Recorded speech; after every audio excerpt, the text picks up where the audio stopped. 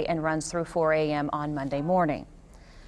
The Oklahoma Insurance Commissioner says he won't enforce the federal health law known as the Affordable Care Act. New on 2 News reporter Brandon Richard shows us how the feds are now fighting back.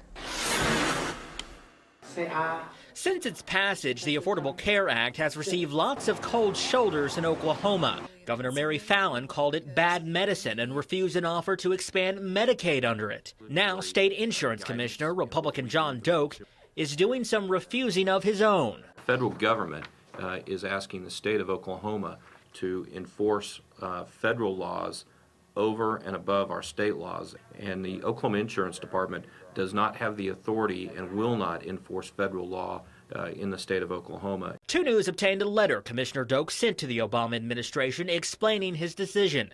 In the letter, Doak also says he's giving back a $1 million grant the administration sent Oklahoma to help enforce the law. We also obtained a response letter from the Obama administration telling Mr. Doak that if Oklahoma doesn't want to enforce the health law, the federal government will instead. Which means 2 insurance regulators in Oklahoma, the feds and the state. Doak says it'll cause more problems like more paperwork for residents. But State Senate Democratic leader Sean Burridge says Doak should blame himself. He's once again inviting the federal government to come into Oklahoma and get into the lives of Oklahoma. As far as state law not allowing Doak to enforce federal law, Burridge doesn't buy it. You know, we're not talking about if you like the Affordable Care Act or if you don't like Obamacare.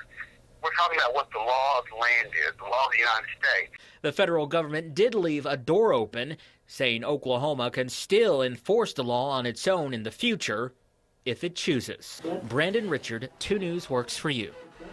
Now, because Oklahoma refused to create its own health care exchange, again as part of the law, the federal government is now in the process of setting one up for the state.